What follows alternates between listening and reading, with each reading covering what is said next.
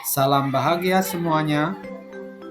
Kali ini saya akan memaparkan koneksi antar materi, kesimpulan dan refleksi modul 1.1 mengenai pemikiran Ki Hajar Dewantara. Perkenalkan, saya Idewo Nyumansute, calon guru penggerak angkatan 9 dari Kabupaten Gianyar, Provinsi Bali. Kesimpulan dan penjelasan pemikiran Ki Hajar Dewantara yang saya pahami antara lain: yang pertama, pengertian pendidikan.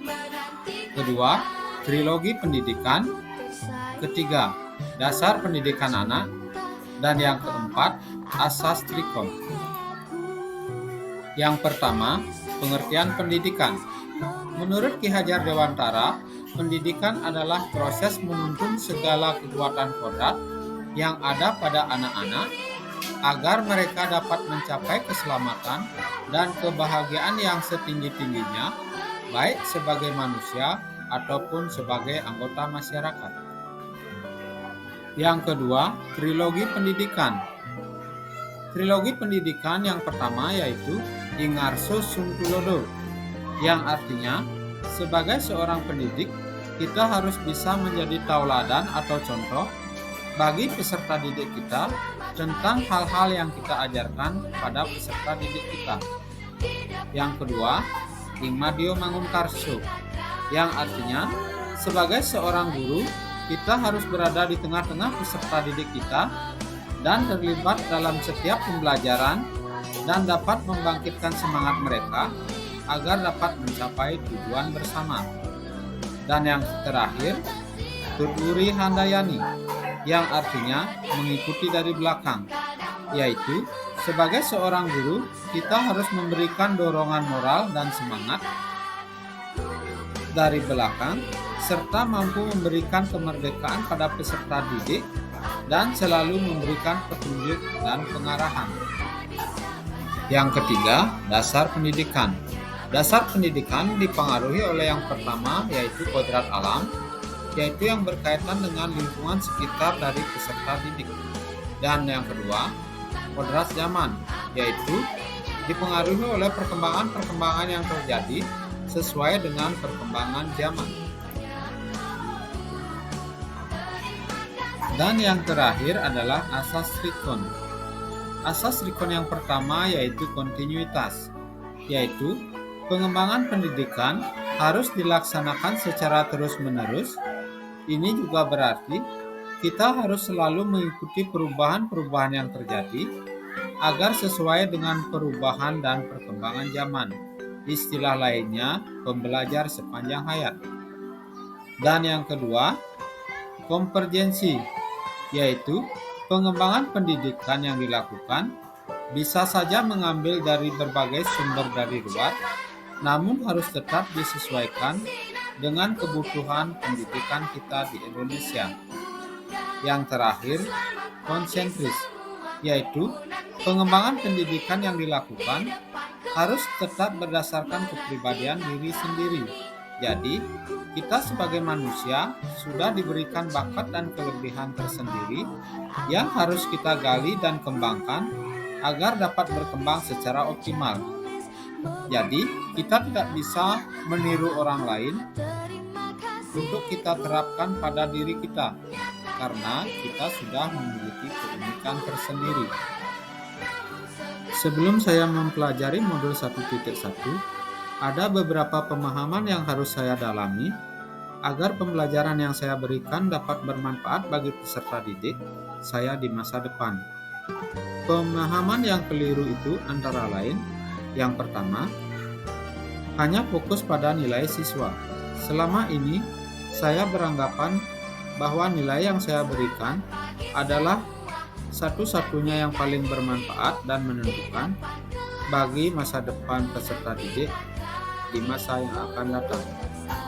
Yang kedua, menganggap anak seperti selembar kertas putih kosong. Selama ini saya berpikir, tugas kitalah sebagai seorang guru untuk mengisi tulisan pada kertas kosong tersebut agar bisa menjadi penuh.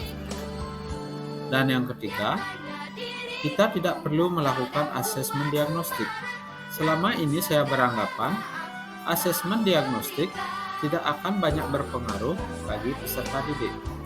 Nah, itulah beberapa kekeliruan pemahaman yang saya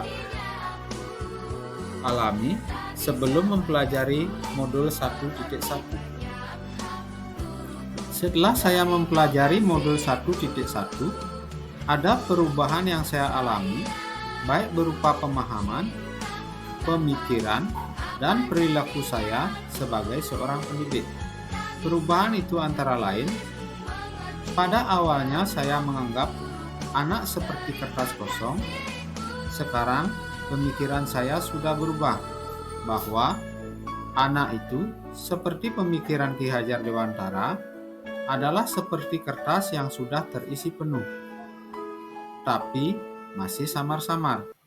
Tugas kitalah sebagai didik untuk menebalkan tulisan itu, agar tulisan yang samar-samar itu bisa terlihat jelas, sehingga peserta didik bisa berkembang maksimal sesuai dengan bakat yang mereka miliki. Yang kedua, saya dapat mengetahui kemampuan dan karakter setiap siswa setelah melakukan asesmen diagnostik, sehingga saya dapat memberikan pembelajaran sesuai dengan minat dan kecerdasan yang dimiliki oleh peserta didik. Dan yang ketiga, saya memiliki pemahaman mengenai budi dan pekerti. Budi itu berkaitan dengan cipta, rasa, dan karsa, sedangkan pekerti berkaitan dengan tenaga. Dari sekian pemahaman yang sudah saya dapatkan setelah mempelajari modul 1.1 mengenai pemikiran Ki Hajar Dewantara, ada beberapa hal yang akan saya terapkan agar kelas yang saya ampu dapat berjalan lebih baik daripada sebelumnya. Yang pertama, saya akan melakukan kesepakatan kelas yang nantinya akan menjadi aturan yang akan disepakati oleh setiap peserta didik sesuai keinginan dan kesepakatan mereka. Yang kedua, melaksanakan asesmen diagnostik di awal materi yang akan saya ajarkan. Yang ketiga, menyelipkan permainan-permainan yang menyenangkan dalam pembelajaran saya. Yang keempat, saya akan menggunakan berbagai media penunjang untuk pembelajaran yang saya lakukan agar dapat lebih menarik dan lebih menyenangkan.